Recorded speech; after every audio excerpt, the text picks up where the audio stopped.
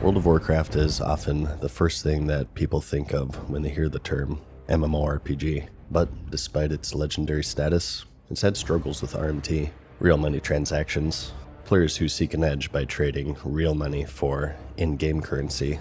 But today, I say no more. In an act of rebellion, I will not only refuse to spend any real-life money, but also in-game money. In a world where gold rules everything, join me as I attempt to reach level 60 in hardcore mode without spending a single copper. No auction house, no training, no repairs, just pure grit, ingenuity, and the lack of a social life.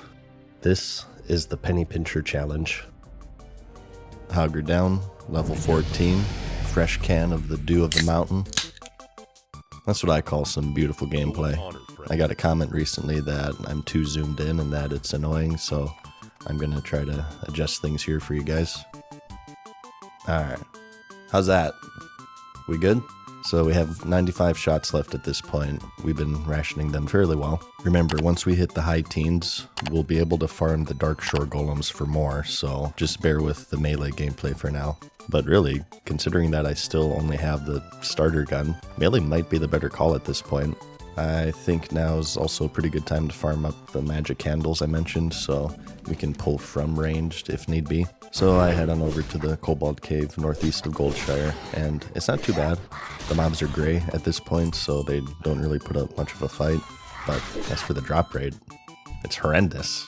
Thoughtbot says it should be 20%, but I've been here for 30 minutes and I've only gotten 6, so I suppose that'll have to do for now. But I forgot to drop off at the bank, so let's take care of that real quick. Westfall is like the big space killer zone, and considering I only have 2 6 slaughters, it'd probably be a good idea. Don't want to leave anything behind, you know what I'm saying, or else I can't afford my training. Actually though, on a serious note, I am curious to see just how much gold I can get by the time I hit level 60, so I'm actually trying to not leave stuff behind for curiosity's sake. And plus, if I do actually decide to play hardcore, I could have a nice stockpile of gold for a real character. Maybe I should join Only Fangs and then wipe a group in Darmo and then be compared to the second coming of Hitler. Another year of playing World of Warcraft in a dark corner of my parents' basement alone during the holiday to celebrate your partner. Yeah, it's Valentine's Day today. It's okay, you guys can be my Valentines. And I don't mean that in a creepy way. I make videos about World of Warcraft, not Pokemon, okay? So like I said, I literally am in my dad's basement right now, and the keyboard I'm using is incredibly jank, and the O key doesn't work. But due to a combination of me being lazy and disliking change, I haven't gotten a new one yet. But luckily it's not that big of a deal because the keybind is your friends list, and I of course have no friends. Alright, let's head over. Wait, that's a vagina. Yeah, see? Look, they're the things, and here's the thing that you do the things to, and it's infested with rats. Ah, good old Westfall. Just walking into this zone unleashes core memories for me. Danger zones here would be everywhere. Seriously, the Murlocs are death, the farms are death, the hills are death. Moonbrook is ultra mega death. At least I'm entering pretty high. I'm also kind of over-leveled at 14, which will also help. Yeah, I swear I'm not grinding, by the way. It's just with this OSR series going on, I'm getting a lot of rested XP. So we gather up all of the quests first. Oh crap. I just realized we can't get the chicken because we can't buy the feed. Alright, that's it. Now this challenge is too much. Should I set my hearth? Considering I can't use flight paths, having a hearth back up north will eventually save me a lot of time. Screw it, this will save me time now. And I suppose traversing Westfall all around is more dangerous than eventually traversing Elwyn and Dunmoreau. Wait, what the? Oh, good. Now the W key is going out. Well, that's a problem. Well, F it. YOLO. Alright, what quest should we do first? Oh yeah, questy with fresh Westfall isn't the most helpful thing in the world. Where should we go? Well, how about everywhere? Usually I just kind of head north since it has pretty much everything. Okay, so already I can tell you that these mobs are drastically tougher. I think that the lack of gear is starting to catch up. in the first areas, aside from not having a pet. It honestly wasn't that bad because I think the zones are sort of designed assuming that you're in all whites. But now that we're starting to get into the higher levels, this is where the game assumes that you're not a giant nerd and imposing pointless challenges upon yourselves. So mobs that are around even level now take my pet to around 30%, assuming normal lucks with hits and stuff. So our room for error is shrinking. Any poll that goes Ari could spell doom for the monotone madness. But at least this zone starts giving you actual greens as quest rewards, so hopefully we'll catch up here soon. What's really annoying is that I have to wait for Craig's health to regen between each fight now, so it's not like I can eat or mend to make it any faster.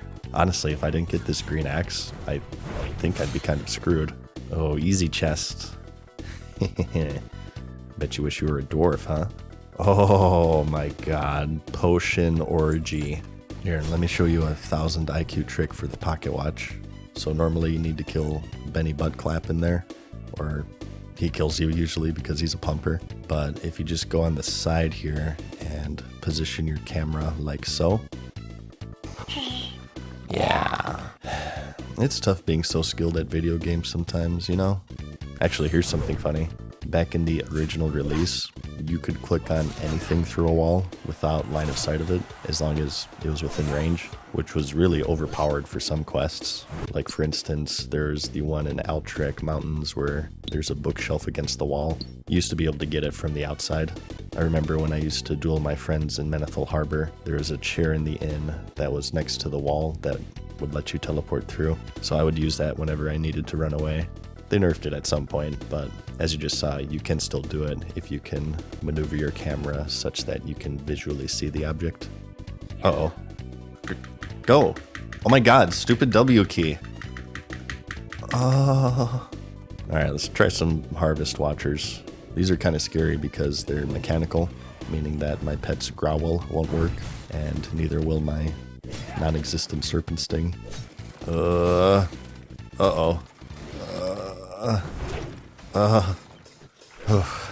Okay, well, this at least confirms that I'm doing more damage than my pet. You look like you're in trouble. Oh shit, what do we do? Okay, save him. Go. Run. Run! What are you doing, you fool? Okay, this was a mistake. Yep, it was a mistake.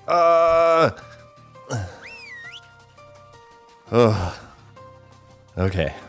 Well, did he survive at least? Wait, he's an Elwyn. He never stopped running. He's going all the way to Northshire.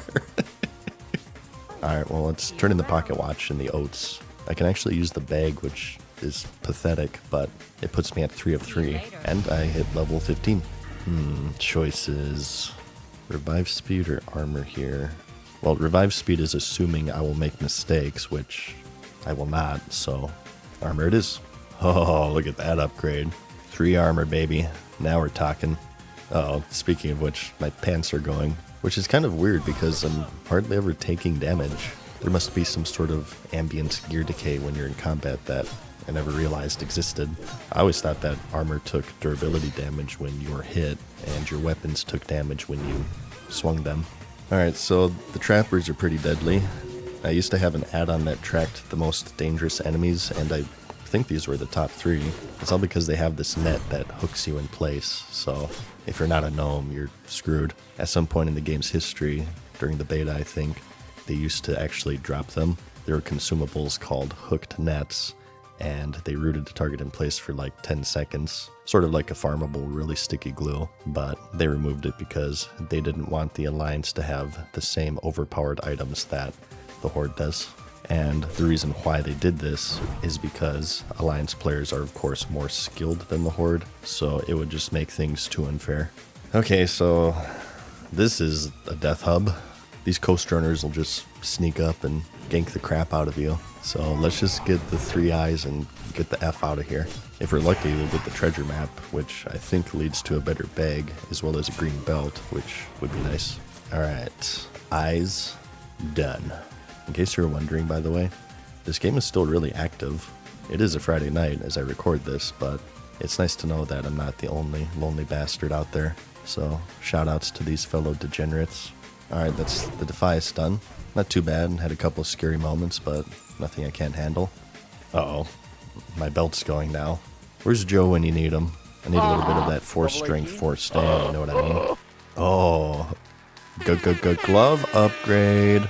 Alright, we finished the harvesters. A couple of close calls there, but nothing I can't handle by running away like a little dwarven pussy. And we pretty much finished that first salvo of quests available.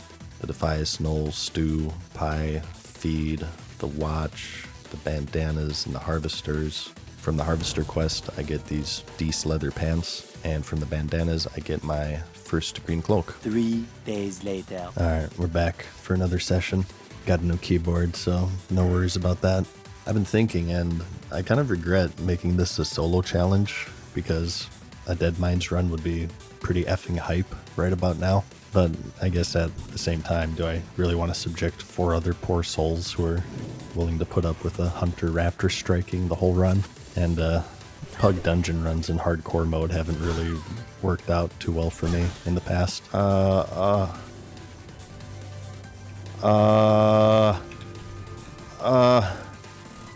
no.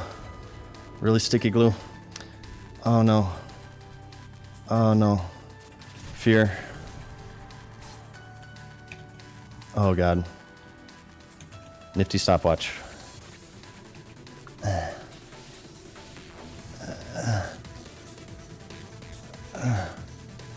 Hearth.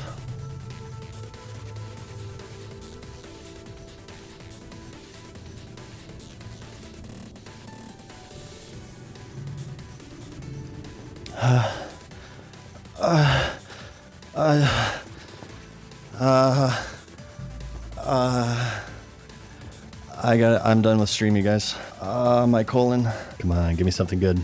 Force strength, force stam belt. Oh, well, actually, those are my first lesser potions, so I'll take them. Alright, so for quests, we just did that first salvo. So now we have the next in the People's Militia chain, which is, oh god, Pillagers. We also have the Defias Brotherhood chain, where you just talk to NPCs in Westfall, Redridge, and Stormwind. This is the chain for the head of Van Cleef. There are also the Lighthouse quests, and we also have Humble Beginnings, which we got in Stormwind. This is the one where you need to get the pocket watch in that western farm. Alright, so let's just start with that, since that area holds pillagers and looters anyway, so it'll be a twofer. Okay, so this is a big danger zone, so we have to be very careful. Uh-oh. Alright, good start. Beautiful gameplay. Maybe let's just sneak the compass. Oh god, of course there's 2 pillagers right there. Oh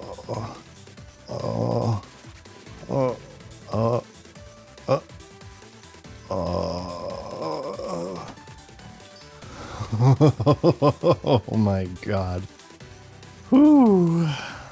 Okay, this is too scary. Let's just go to Moonbrook, and we'll stamina food up for this one. This is kind of, I don't know, reckless, stupid, brave.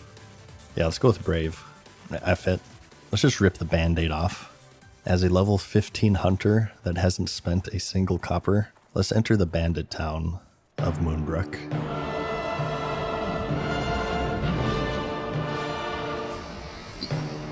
You're gonna have 3 pillagers on you, by the way.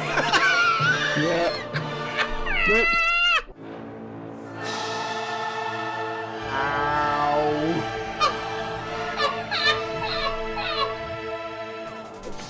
Okay. So far, so good. Shit. Okay, you take one, I'll take the other. Shit. Line of sight. Oh, bullshit. She cast through a wall. Oh my god. Okay, run. Help Craig.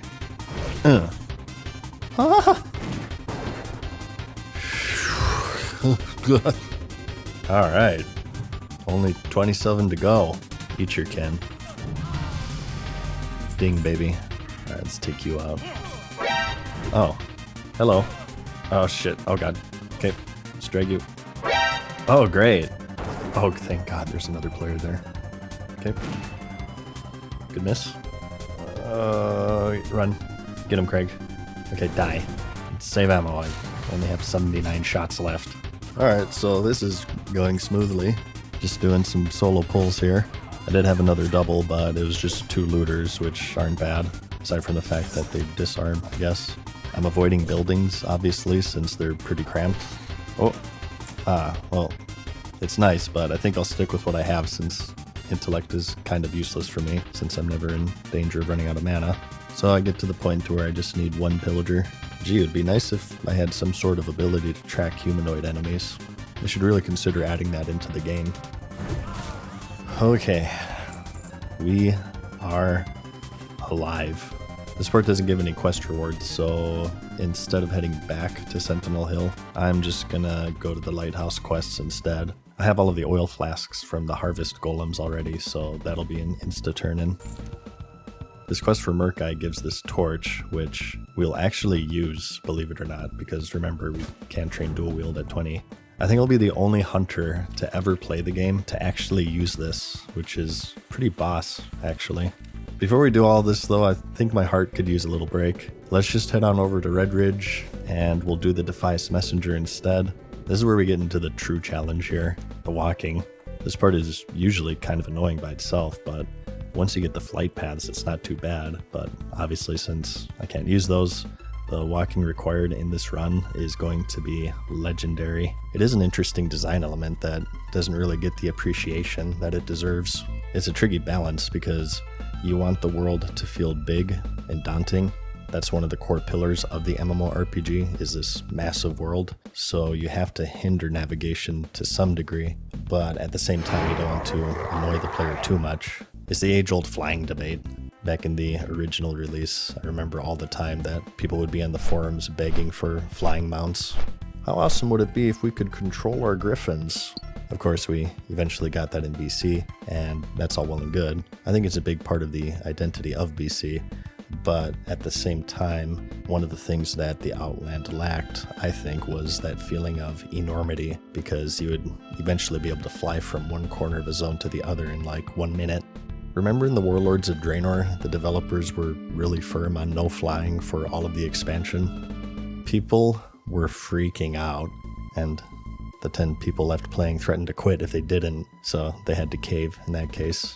At that point, they had flying in every single expansion, so they'd sort of cultivated this audience that either don't really know nor care about the nuance of feeling like you're in a big world.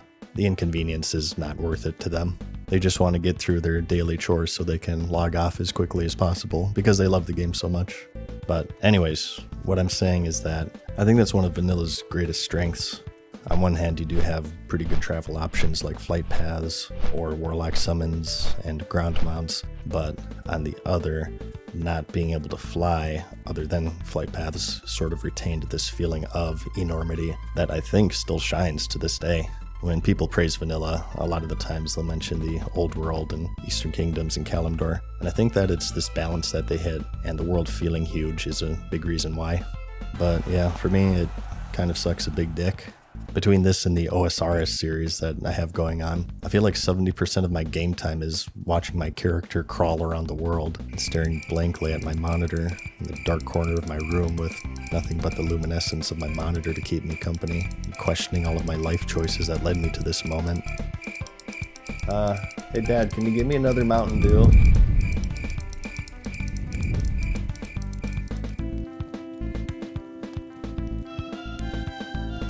Farewell for now, mortals. We hope you enjoyed today's video. See you again soon.